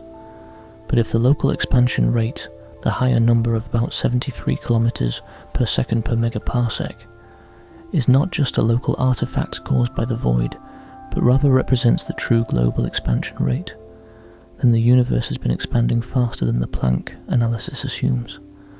A faster expansion rate means the universe reached its current size in less time. Running the calculation with the higher number gives an age of roughly 12.7 billion years, about 8% younger than the standard estimate. A billion years might not sound like much set against the vastness of cosmic time, but it creates an immediate and serious conflict. We observe stars in the oldest globular clusters in our galaxy that appear to be approximately 13 billion years old. These clusters, dense spheres of stars that orbit the Milky Way in a halo, formed in the earliest era of our galaxy's history. The ages are determined by studying which stars in each cluster have already exhausted their nuclear fuel and evolved off the main sequence, the stable phase of a star's life where it burns hydrogen in its core. Since more massive stars burn through their fuel faster, the mass of the most recently departed star tells you how long the cluster has been around. The measurements consistently point to ages in the range of 12.5 to 13 billion years. If the universe is only 12.7 billion years old, those stars cannot exist. They would be older than the universe that contains them. That is a paradox that demands resolution. There are other constraints as well. White dwarfs, the dense remnants left behind when low-mass stars exhaust their fuel, cool gradually over billions of years. The temperature of a white dwarf tells you how long it has been cooling, and therefore how long ago the star died. The coolest, faintest white dwarfs observed in the Milky Way have been cooling for approximately 12 to 13 billion years, suggesting they formed in the early universe. These cooling time measurements are based on completely different physics from the globular cluster ages, which makes them a valuable cross-check. Both methods agree that the oldest objects in our galaxy are at least 12.5 billion years old, and probably older. The Gaia space mission, operated by the European Space Agency, has contributed significantly to sharpening these measurements. By measuring the precise positions and motions of more than 1 billion stars in the Milky Way, Gaia has provided accurate distances to globular clusters through the parallax method. Knowing the exact distance to a cluster removes one of the major sources of uncertainty in age calculations, because the intrinsic brightness of the stars can be determined more accurately. The improved distances have largely confirmed the old age estimates. The ancient stars really are as old as they appear. The void offers a clean way out of this conflict. If the local expansion rate is inflated by the outflow velocity within the KBC void, then the true global expansion rate is closer to the Planck value of 67.4 kilometers per second per megaparsec. That gives an age of 13.8 billion years, comfortably older than the oldest stars. The paradox dissolves. The stars fit within the timeline of the universe, and no revision of stellar physics or cosmological history is required. This is one of the reasons the void hypothesis is attractive to some cosmologists. It preserves the age of the universe as measured by the most reliable method available, the cosmic microwave background, while explaining the higher local measurement as a consequence of our environment, rather than a property of the cosmos as a whole. But the resolution is not as clean as it might first appear. The oldest stars are local objects. They exist within the Milky Way, within the void. Their ages are determined by local physics, the rates of nuclear reactions, the efficiency of convective mixing in stellar interiors, the mass loss rates from stellar winds. These processes have nothing to do with the expansion of the universe or the gravitational environment of the void. A star does not care whether it sits inside a void or inside a dense filament. It burns hydrogen at the same rate regardless. So the stellar ages should be unaffected by the void, and if they indicate an age of 13 billion years, that should be a reliable number no matter what the void is doing to our expansion rate measurements. This creates an interesting consistency. The cosmic microwave background says the universe is 13.8 billion years old. The oldest stars say they are about 13 billion years old. Both of these numbers are compatible with each other. The only number that causes trouble is the local Hubble constant of 73, which, if applied globally, would make the universe too young. If you remove the local measurement from the picture, or reinterpret it as a void distorted value, the remaining evidence all points to a universe comfortably older than its oldest stars. There is another tool that bears on this question, and it too carries the fingerprints of the void. Baryon-acoustic oscillations, the frozen echoes of sound waves from the early universe, provide an independent ruler for measuring cosmic distances. In the first 380,000 years after the Big Bang, the universe was a hot, dense plasma in which matter and radiation were tightly coupled. Sound waves rippled through this plasma, compressing and rarefying the matter in alternating shells. When the universe cooled enough for neutral atoms to form, the sound waves froze in place. The distance those waves had travelled before freezing, about 490 million light years in today's expanded universe, left a characteristic imprint on the distribution of galaxies. There is a slightly enhanced probability of finding two galaxies separated by exactly that distance, no matter where you look in the cosmos. This scale serves as a standard ruler. By measuring the apparent size of this scale at different distances, and therefore at different times in the universe's past, astronomers can track how the universe has expanded over cosmic history. The ruler works because the physics that created it is well understood. It is independent of the brightness of any particular object, which makes it immune to many of the systematic uncertainties that plague other distance measurement methods. Baryon, acoustic oscillation, measurements have been accumulating for years, most notably from the Sloan Digital Sky Survey and the Baryon Oscillation Spectroscopic Survey. When scientists analyze these data, they find that the expansion history of the universe deviates slightly from the predictions based on the cosmic microwave background. The deviations are most pronounced at low redshift, meaning at recent cosmic times and relatively nearby distances, and they align with what you would expect if you were measuring from inside the KBC void. Galaxies within the void show redshifts slightly higher than predicted for their distance, because the outflow velocity adds to the cosmological redshift. This effect is largest for nearby galaxies, and diminishes at greater distances as the void's influence fades. The baryon acoustic oscillation data are consistent with this pattern, providing yet another independent line of evidence that our local cosmic environment is distorting our view. The Dark Energy Spectroscopic Instrument, known as DESI, began operations in 2021 and is currently mapping tens of millions of galaxies with unprecedented accuracy. Its data will allow much finer measurements of the baryon acoustic oscillation scale across a wide range of distances. Within a few years, astronomers will be able to map the void's extent, depth and velocity field with precision that was impossible with earlier surveys. The European Space Agency's Euclid mission, launched in July 2023, will complement DESI by measuring the shapes and distances of galaxies across a large fraction of the sky. Together, these surveys will provide a definitive test of the void hypothesis. If the data confirm that the expansion rate measured through baryon acoustic oscillations declines with distance, converging toward the Planck value beyond the void's edge, it will be strong evidence that the local measurement is indeed biased by our environment.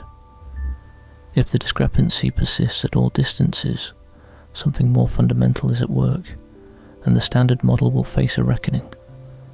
The age of the universe, the expansion rate, the properties of dark energy, and the fate of the cosmological principle all converge on the same question.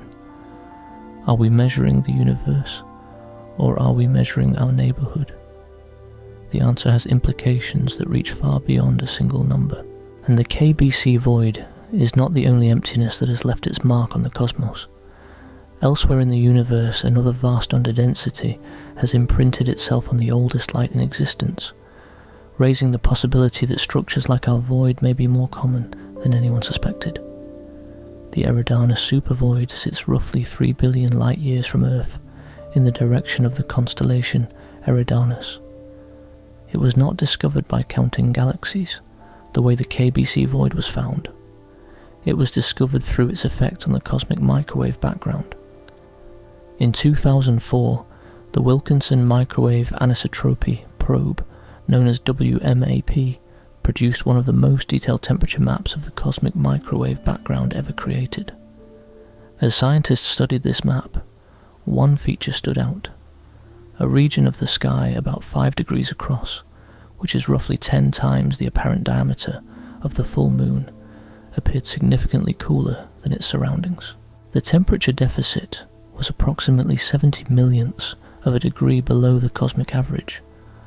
In a map where fluctuations are typically measured in parts per 100,000, this cold spot was unusually large and unusually cold. At first, the cold spot, as it came to be called, puzzled cosmologists. Random fluctuations from the early universe should occasionally produce cold regions, but producing one this large and this cold was statistically unlikely. Simulations of the standard cosmological model suggested that such a feature would appear in only about 2% of randomly generated universes. That was not impossibly rare, but it was unusual enough to demand explanation. Some researchers proposed exotic possibilities. Perhaps the cold spot was evidence of a collision between our universe and another universe in a multiverse, a kind of cosmic bruise left by an impact with a neighbouring bubble of space-time. Others suggested it might be a statistical fluke, a random alignment of smaller fluctuations that happened to produce an unusually cold region. The Planck satellite, which later produced an even more detailed map, confirmed that the cold spot was real and not an artifact of WMAP's instruments. A more conventional explanation emerged when astronomers turned their galaxy surveys toward the direction of the cold spot. They found evidence for a large underdense region roughly aligned with it. This void, later named the Eridanus supervoid, stretches approximately 1.8 billion light-years across. It is not as large as the KBC void, but it is comparable in scale and represents one of the largest underdensities identified in the universe outside our immediate neighbourhood. The discovery of the Eridanus supervoid was significant not only for what it explained about the cold spot, but for what it revealed about the methods astronomers use to detect and characterize voids. Unlike the KBC void, which was identified through systematic galaxy counting across a large fraction of the sky, The Eridanus supervoid was found through its imprint on the cosmic microwave background. The void came second. The temperature anomaly came first. This reversed the typical order of discovery and demonstrated that the cosmic microwave background could serve as a tool for finding distant voids that would be difficult to detect through galaxy surveys alone. The challenge with using galaxy surveys to identify distant voids is that galaxies become harder to observe at greater distances. They appear fainter, and fainter galaxies are more likely to be missed by surveys that have limited sensitivity. At the distance of the Eridanus supervoid, roughly 3 billion light-years, galaxy catalogues are significantly less complete than they are for our local neighbourhood. Many dim galaxies go undetected, making it hard to determine whether a region is truly underdense or simply insufficiently surveyed. The cosmic microwave background, by contrast, is visible from every direction and at every distance. Its temperature anomalies provide a map of the larger structures along each line of sight, regardless of how faint the galaxies within those structures might be. This complementary approach, using both galaxy surveys and microwave background measurements to cross-check each other, has become a standard technique in the study of cosmic voids. When both methods agree, as they do for the Eridanus supervoid, the confidence in the result is high. When they disagree, it signals that either the galaxy survey is incomplete or the temperature anomaly has a different origin than a void. The connection between the void and the cold spot works through the same integrated Sachs-Wolfe effect that we discussed earlier. Light from the cosmic microwave background, travelling toward Earth, passes through the Eridanus supervoid on its way to our telescopes. As it traverses the expanding void, the photons lose a tiny amount of energy. The gravitational well of the void is shallower when the photon exits than when it entered, because the void has expanded in the time it took the light to cross it. This energy loss translates into a slight cooling, which shows up as a temperature dip in the microwave background map. Calculations suggest that a void of the Eridanus supervoid's estimated size and depth can account for about half of the observed cold spot temperature anomaly. The remaining half might come from a chance alignment with a genuinely cold fluctuation in the primordial microwave background, an overlay of two effects, one cosmological and one from the early universe.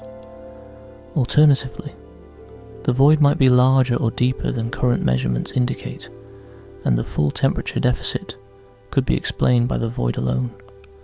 The existence of the Eridanus supervoid matters for a reason beyond its own properties.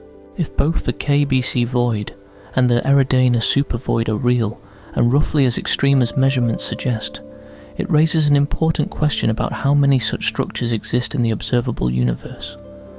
Standard cosmology predicts that supervoids of this magnitude should be very rare.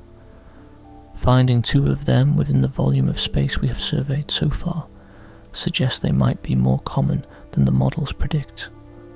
Two examples are not enough to draw firm conclusions. They could be statistical outliers, the cosmic equivalent of rolling snake eyes twice in a row. But if future surveys discover additional large supervoids at the rate suggested by current observations, it would strain the standard model's predictions about structure formation. Each new oversized void adds to the evidence that the universe is more structured, more lumpy, more extreme in its density contrast than the standard framework expects. This brings us to one of the most important roles that voids play in modern cosmology. They are the best laboratories in the universe for studying dark energy. Dark energy was discovered in 1998 when two independent teams of astronomers, one led by Saul Perlmutter and the other by Adam Rees and Brian Schmidt, measured the distances to distant Type 1 supernovae and found something that no one expected. The supernovae were farther away than they should have been if the expansion of the universe was slowing down under the influence of gravity. Instead, the expansion was speeding up. Something was pushing the universe apart, counteracting gravity on the larger scales. That something was named dark energy, and it turned out to account for more than 2/3 of all the energy in the universe. Its nature remains one of the deepest mysteries in physics. It could be a cosmological constant, an unchanging energy density woven into the fabric of space itself, the same quantity that Einstein introduced into his equations in 1917 and later called his greatest blunder. Or it could be something more dynamic, a field that varies in strength over time and space, evolving as the universe ages. Distinguishing between these possibilities is one of the central goals of modern cosmology, and voids offer a uniquely clean environment for making the relevant measurements. In dense regions of the universe, clusters and filaments, gravity is strong. It pulls matter together, fights against the expansion of space, and complicates every measurement of cosmic expansion. When you try to measure the effect of dark energy in a dense environment, you have to disentangle the dark energy signal from the much louder gravitational noise of all the nearby mass. It is like trying to hear a whisper in a crowded room. In voids, the room is quiet. Gravity is negligible. Dark energy is the dominant force, driving the expansion of the void with minimal interference. Galaxies within voids move almost entirely in response to cosmic expansion and dark energy, with very little contamination from local gravitational effects. This makes voids natural laboratories for probing dark energy's properties with high precision. By measuring how fast voids expand at different times in the universe's history, scientists can test whether dark energy behaves as a constant or whether it changes over time. If dark energy was stronger in the past and weaker now, or vice versa, the expansion history of voids would look different than if dark energy had been constant all along. By comparing the size of voids at different distances, which correspond to different points in cosmic time, researchers can trace the evolution of dark energy's influence. Another approach uses the shapes of voids. If dark energy is truly uniform, exerting the same push in every direction, voids should expand equally in all dimensions and remain roughly spherical. But if dark energy varies from place to place, or if other unknown forces are at play, voids might become elongated or distorted, stretching more in some directions than others. Measurements of void shapes can therefore test the uniformity of dark energy. Current observations suggest that large voids are approximately spherical, which supports the simplest models, but the measurements are not yet precise enough to rule out small variations. The edges of voids provide yet another diagnostic. The boundary between a void and the surrounding filament is a transition zone where density rises sharply. This boundary evolves over time as matter drains out of the void and piles up in the surrounding structures. The sharpness and position of this edge depend on how fast the void is expanding, which in turn depends on the strength of dark energy. By mapping void edges at different cosmic epochs and comparing them to simulations, researchers can constrain how dark energy has influenced the growth of structure. Early results from these analyses suggest that dark energy has been roughly constant over the past several billion years, consistent with the simplest interpretation as a cosmological constant, but the delta are still limited, and ongoing surveys will improve the precision dramatically. The Dark Energy Spectroscopic Instrument is expected to discover and characterize thousands of voids across a wide range of distances. The Euclid mission will provide complementary data from space. Each void offers an independent measurement, and combining many of them will dramatically tighten the constraints on dark energy's behavior. If voids reveal that dark energy is changing over time, it would be a discovery of profound importance, potentially pointing toward new physics beyond the standard model. Even confirming that dark energy is constant would be significant, because it would rule out many alternative theories and strengthen the case for a cosmological constant. The concept of a Hubble bubble has emerged from this line of thinking. If the KBC void inflates the apparent expansion rate for objects within its boundaries, then measurements made within roughly 2 billion light-years of Earth are systematically biased. Only by looking beyond this bubble to objects at greater distances can we see the universe's true expansion rate. This predicts that the Hubble constant should appear to decrease with distance. Nearby measurements should give the highest values. As the measurements extend to greater distances, approaching and crossing the void's edge, the apparent value should converge toward the lower number measured by the cosmic microwave background. Recent observations are beginning to show exactly this trend. Studies using Type 1a supernovae at various distances have found that the inferred expansion rate decreases with redshift. The pattern is not yet definitive, because measuring precise distances to very remote supernovae is challenging and the uncertainties are large, but the direction of the trend matches the prediction. The James Webb Space Telescope, with its ability to observe distant supernovae in unprecedented detail, is providing the data needed to test this prediction more rigorously. The Hubble bubble hypothesis, if confirmed, would have a sweeping implication.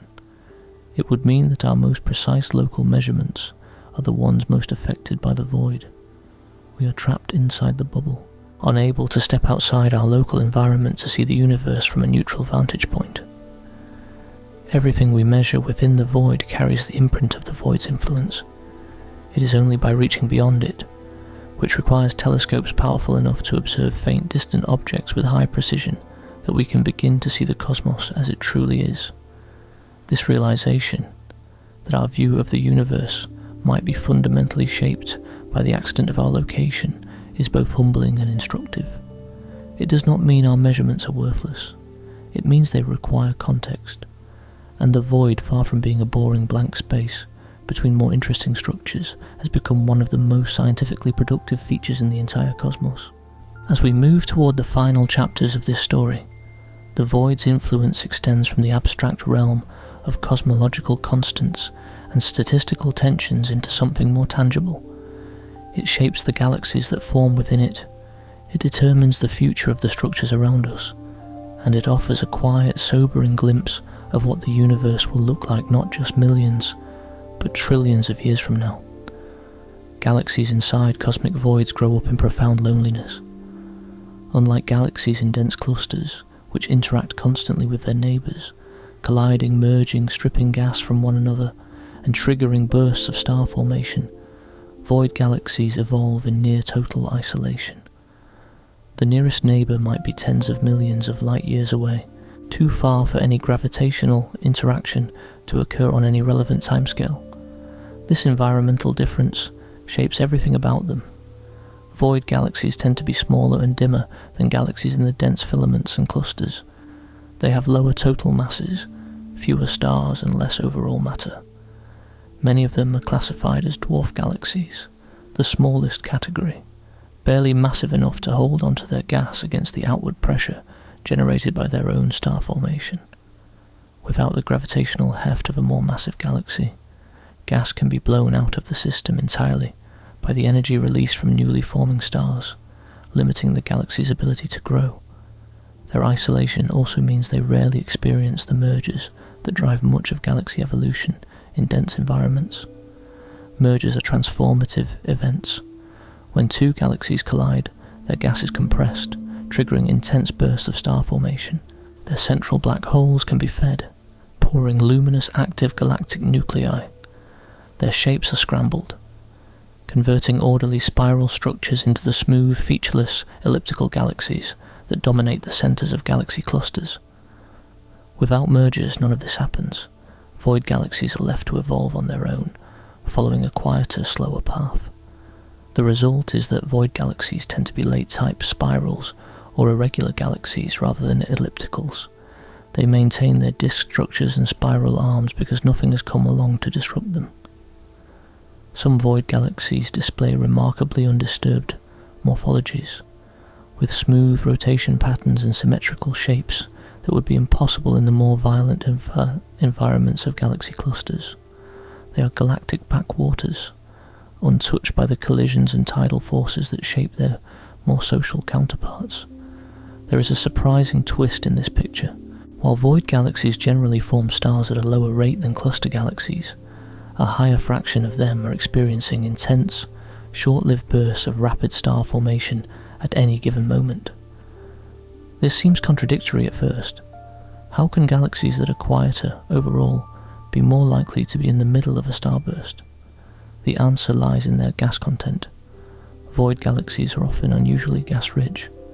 In dense environments, interactions with neighbours can strip gas from a galaxy or trigger star formation that depletes the reservoir.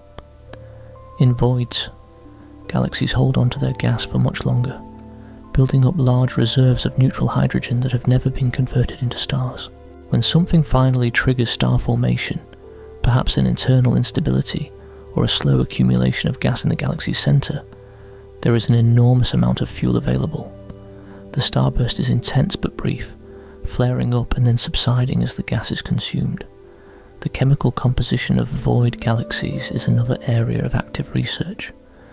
Stars create heavy elements through nuclear fusion, and when they die they scatter those elements into the surrounding gas. Subsequent generations of stars incorporate these heavier elements, gradually enriching the galaxy's chemical composition over time. Void galaxies, with their slower pace of star formation and fewer generations of stellar recycling, should in principle have lower abundances of elements heavier than helium. Observations partially confirm this. Void galaxies do tend to be more chemically primitive than galaxies in dense regions, but the difference is not as large as simple models would predict, suggesting that chemical enrichment is influenced by processes beyond just the rate of star formation, perhaps the way gas flows in and out of galaxies on timescales of billions of years. The dark matter halos that surround void galaxies are also distinct. Every galaxy sits within an invisible cocoon of dark matter, a halo that extends far beyond the visible stars and gas. In dense environments, these halos are distorted by tidal forces from neighbouring galaxies, stretched and warped by the gravitational pull of nearby masses. In voids, the halos remain largely spherical and undisturbed, their shapes reflecting the simple dynamics of an isolated system. This makes void galaxies excellent subjects for studying dark matter, because the simpler halo structure is easier to model and interpret. Below a certain mass threshold, dark matter halos in voids cannot form visible galaxies at all. The gravitational well is simply too shallow to capture and retain the gas needed for star formation. These dark halos exist, containing only dark matter and no stars, and they are invisible to any telescope. The void is not as empty as it appears. It is peppered with these phantom structures, detectable only through their subtle gravitational influence on the few visible galaxies that do manage to form. Cosmic voids also act as evolutionary filters, preventing certain types of large-scale structures from forming within them. In dense regions, small groups of galaxies merge into larger groups, which merge into clusters, which can contain thousands of galaxies and vast quantities of hot, X-ray emitting gas. This hierarchical assembly is the standard process of such structure formation, and it produces the rich galaxy clusters that sit at the nodes of the cosmic web. In voids, this process stalls. The matter density is simply too low. Small galaxy groups can form, because the initial density fluctuations that seeded them were strong enough to overcome the expansion of space. But the next step, the assembly of those groups into massive clusters, requires more gravitational pull than voids can provide. The result is a ceiling on structure formation. Voids are permanently locked into a developmental stage that dense regions passed through billions of years ago. They cannot evolve further. The largest structures that will ever form within them are modest groups of a few dozen galaxies. This filtering effect is self-reinforcing. Because massive clusters cannot form in voids, the void environment remains unchanged. There are no giant galaxy clusters pumping energy into the surrounding gas through powerful jets from their central black holes. There are no violent mergers generating shockwaves. The intergalactic gas in voids remains cooler and more quiescent than in dense regions, closer to the conditions that existed in the early universe. This makes voids valuable laboratories for studying pristine cosmic gas and the processes by which it slowly, quietly feeds into galaxies over billions of years.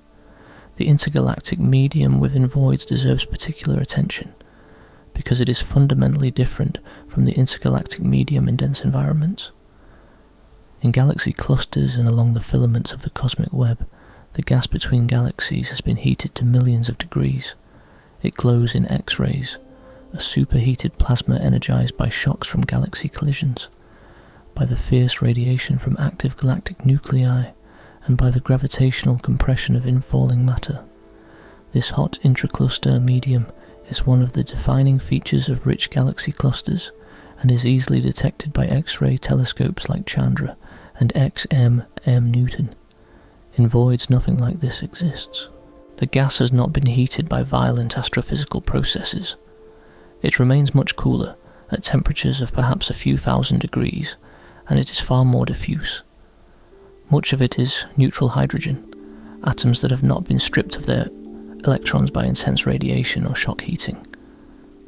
This neutral hydrogen can be detected through its characteristic radio emission at a wavelength of 21 centimeters, and surveys at this wavelength have begun to map the distribution of neutral gas within voids. What they have found is intriguing. The neutral hydrogen in voids is not uniformly distributed. It forms thin threads and filaments connecting the rare dwarf galaxies that populate the void interior, a kind of miniature cosmic web within the larger cosmic web. These gaseous structures are the remnants of the same density fluctuations that gave rise to the larger filaments and walls outside the void, but at a much smaller scale and a much lower density. They are the ghost of structure formation, visible only because the void has preserved them in their primitive state, rather than processing them through the violent evolutionary cycles that destroy such delicate features in dense environments. The study of voids has also revealed an important principle about how the universe distributes its contents. The contrast between voids and filaments grows over time. This is a direct consequence of gravity and dark energy working in tandem. Gravity continues to pull matter out of voids and into the dense regions, making the filaments richer and the voids emptier. Simultaneously, dark energy accelerates the expansion of voids, increasing their volume and diluting whatever matter remains inside them. The combined effect is that the universe becomes increasingly polarized. The rich get richer, the empty get emptier.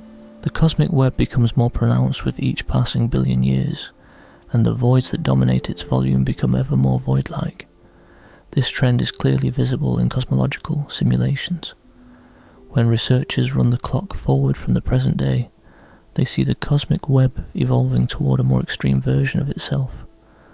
Filaments thin out and eventually break apart as their member galaxies are separated by expanding space. Clusters become increasingly isolated, their surrounding filaments fading into the background, and the voids swell, merging with neighboring voids as the walls between them dissolve. Billions of years into the future, the universe will look much less like the intricate cosmic web we observe today, and much more like a scattering of isolated galaxy clusters, each surrounded by an ever-expanding ocean of emptiness. The void's filtering also has implications for the search for life elsewhere in the universe. Dense galaxy clusters are violent places. Galaxies collide frequently. Nearby supernovae and gamma ray bursts can sterilize entire regions of space, bathing planets in lethal radiation.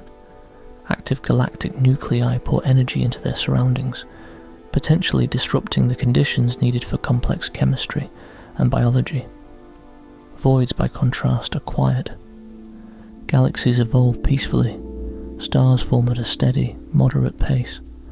The risk of catastrophic events from nearby astrophysical sources is low. If stability is important for the development of life, and many biologists believe it is, then void galaxies might actually be favourable environments. A planet in a void galaxy would have billions of years of undisturbed time to develop complex chemistry with a low risk of interruption from external cosmic violence. The trade-off is that void galaxies tend to have fewer heavy elements, which are the building blocks of rocky planets, organic molecules, and ultimately life as we know it. Carbon, oxygen, nitrogen, iron, all of these elements are produced in the cores of stars and scattered into space by supernovae. In a galaxy with less star formation and fewer generations of chemical recycling, these elements are scarcer. Whether voids enhance or diminish the prospects for life remains an open question, but it is a fascinating one. it raises the further question of whether other civilizations, if they exist inside voids, would develop the same understanding of cosmology that we have. A civilization in a dense galaxy cluster would see a sky packed with nearby galaxies in every direction. Measuring cosmic expansion and discovering the Big Bang would be relatively straightforward, but a civilization deep inside a void would see a much emptier sky. With few nearby galaxies to serve as data points, measuring the expansion rate would be difficult. The void's distortion of local measurements would confuse their results. They might develop entirely different cosmological models, unable to see enough of the universe to recognize the patterns that led us to the Big Bang Theory. The irony is that our own position inside the KBC void may already be distorting our measurements in ways we have not fully accounted for. We are in a better position than a hypothetical void center civilization, because we are near the edge rather than deep in the interior, but the principle is the same. Our view of the cosmos is shaped by where we stand within it. Now, as we look forward in time, the story of voids becomes the story of the universe itself, and the trajectory is not toward more structure, more complexity, more richness, it is toward emptiness. Dark energy is accelerating the expansion of the universe. Every second, the distance between unbound structures grows. Galaxy clusters that are not gravitationally tied to one another drift farther apart, and the rate of their separation increases over time. This acceleration is not a recent phenomenon. It has been underway for roughly 5 billion years, since the point in cosmic history when dark energy's density surpassed the gravitational pull of matter on the largest scales. Before that, the expansion was slowing down, gradually decelerating under the mutual gravitational attraction of all the matter in the universe. But as the universe expanded and matter thinned out, dark energy's constant density eventually dominated, and the deceleration flipped to acceleration. For voids, this acceleration is especially consequential. Voids contain less matter than their surroundings, which means they have even less gravitational resistance to oppose the expansion. They grow faster than the cosmic average. Their boundaries push outward, pressing against the filaments and walls that surround them. Over billions of years, this relentless expansion has already transformed modest early universe underdensities into the vast empty chambers that dominate the cosmic landscape today. And the process will continue, intensifying as dark energy maintains its grip. The filaments that form the skeleton of the cosmic web will gradually thin out. The galaxy groups and clusters strung along them will drift apart as the space between them stretches. The walls that currently define the boundaries between voids will become more diffuse, losing their definition as matter is pulled apart by the expanding voids on either side. Over tens of billions of years, the intricate, beautiful structure of the cosmic web will slowly dissolve, like a sandcastle succumbing to a rising tide. Galaxy clusters themselves will survive for a long time. They are gravitationally bound, meaning the mutual attraction between their member galaxies is strong enough to resist the expansion of space. The Milky Way and Andromeda, for example, are falling toward each other at about 110 kilometers per second and will collide in roughly 4 to 5 billion years. The collision will take hundreds of millions of years to unfold, a slow gravitational dance in which the two spiral galaxies merge into a single, larger elliptical galaxy that astronomers have sometimes called a Milkomeda. This merged galaxy will become the dominant member of the local group, which will itself gradually absorb its smaller members over the following billions of years. But the local group is a small, modest collection of galaxies. It does not have the gravitational reach to hold on to structures beyond its immediate neighbourhood. The Virgo cluster, the nearest rich galaxy cluster at about 60 million light-years away, is not gravitationally bound to us. It is receding from us with the expansion of the universe, and dark energy is accelerating that recession. Over tens of billions of years, the Virgo cluster will drift beyond our cosmic horizon, the distance beyond which light can no longer reach us, because the intervening space is expanding too fast. One by one, the The galaxy clusters and superclusters that are currently visible in our telescopes will cross that horizon and vanish from view. This process is inevitable given the current understanding of dark energy. If dark energy is indeed a cosmological constant, unchanging and eternal, then the expansion will continue to accelerate forever. The cosmic horizon will shrink over time, drawing in like a curtain. Objects that we can see today will gradually redshift out of detectability as their light stretches to longer and longer wavelengths. The cosmic microwave background, radiation, already a faint whisper at 2.7 degrees above absolute zero, will cool further, its photons stretching into wavelengths so long that no foreseeable instrument could detect them.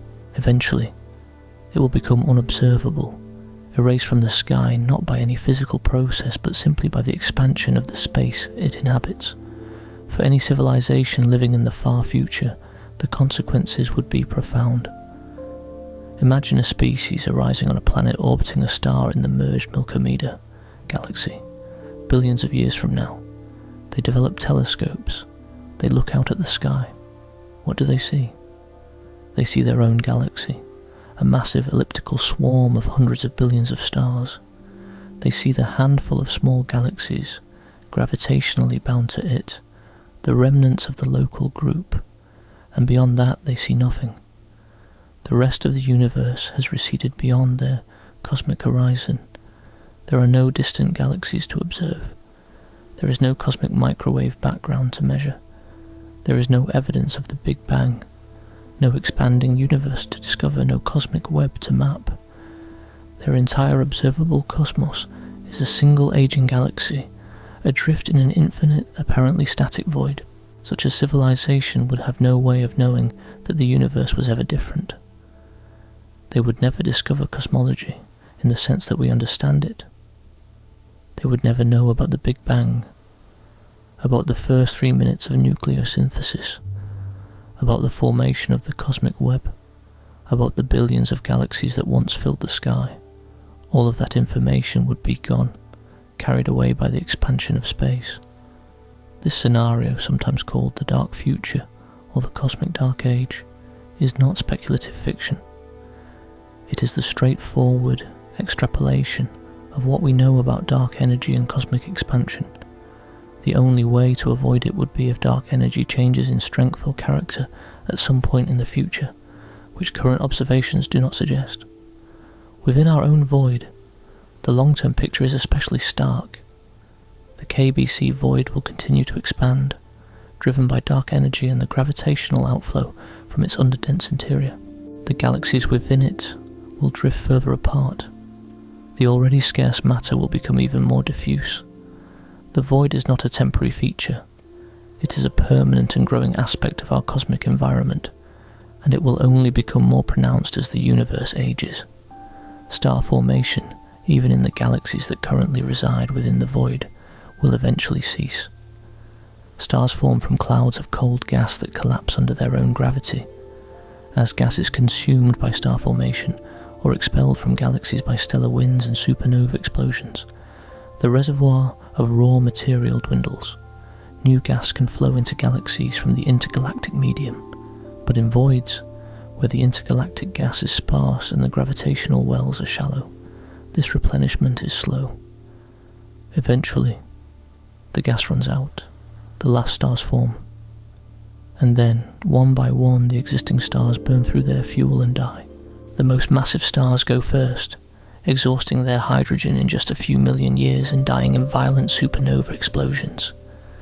Intermediate mass stars, like our Sun, last for about 10 billion years before swelling into red giants and shedding their outer layers, leaving behind dense white dwarf remnants. The smallest, dimmest stars, the red dwarfs that make up the vast majority of all stars in the universe, burn their fuel so slowly that they can last for trillions of years. Long after every other type of star has gone dark, the red dwarfs will continue to glow, faint and steady, the last embers of a once luminous cosmos. But even they will eventually fade, and when the last red dwarf exhausts its hydrogen and cools into a cold, dark remnant, the era of starlight will be over. The galaxy, whatever remains of it, will be a graveyard of dead stellar remnants, white dwarfs cooling toward absolute zero over unimaginable timescales, neutron stars spinning down and radiating away their rotational energy, black holes, the most patient objects in the universe, sitting in the darkness and growing only if matter happens to wander close enough to fall in. On still longer timescales, trillions upon trillions of years into the future, even these remnants will change. Gravitational interactions between stellar remnants will slowly reshape the galaxy. Close encounters between dead stars will occasionally fling one remnant out of the galaxy entirely, ejecting it into the intergalactic void. Other encounters will drive remnants inward, feeding the central supermassive black hole. Over time, the galaxy will lose mass from its edges and concentrate mass at its centre, a process called gravitational evaporation. The end state is a universe where most of the mass that was once in galaxies has either been ejected into space or swallowed by black holes, and the black holes themselves will not last forever. Stephen Hawking showed in 1974 that black holes emit radiation due to quantum effects near their event horizons, a process now known as Hawking radiation. The radiation is extraordinarily faint for black holes of stellar mass, or larger, so faint that it is unmeasurable with current technology. But it is not zero. A black hole that is not feeding on infalling matter will slowly, imperceptibly, lose mass to Hawking radiation. A stellar mass black hole would take roughly 10 to the power of 67 years to evaporate. A supermassive black hole like the one at the centre of the Milky Way would take perhaps 10 to the power of 100 years.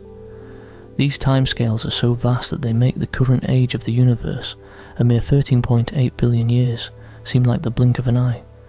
But eventually, even the black holes will be gone. And what remains? A diffuse sea of particles and radiation, spread so thin across such an incomprehensibly vast expanse of space that no structure, no complexity, no interaction of any significance can occur. The universe will have achieved its maximum entropy, the state of ultimate thermodynamic equilibrium. It will be, for all practical purposes, dead. Not destroyed, not collapsed, but simply too spread out and too cold for anything to happen. This final state is sometimes called the heat death of the universe, although the name is somewhat misleading. It is not death by heat, it is death by the absence of heat, or more precisely, by the absence of temperature differences. Energy still exists in this final state. The universe is not empty of energy. But the energy is distributed so uniformly, so evenly across such a vast volume, that no work can be extracted from it. There is no hot region and cold region that a machine could operate between. There is no concentration of matter that gravity could pull together into a star. There is no difference, anywhere, in anything. And without differences, nothing happens. The universe persists endlessly, in a state of perfect unbroken stillness. Physicists sometimes debate whether this is truly the end, or whether quantum fluctuations might eventually give rise to new structures, new pockets of low entropy that could spark new eras of complexity. The timescales involved in such speculations are so vast, 10 to the power of 10 to the power of 100 years and beyond, that they stretch the very meaning of the word eventually past any useful definition. But the mathematics does not forbid it. In an infinite future, even extraordinarily improbable events can occur. Whether those events could produce anything resembling the universe we know, with its galaxies and stars and planets and the strange, improbable phenomena of life, is a question that no current theory can confidently answer.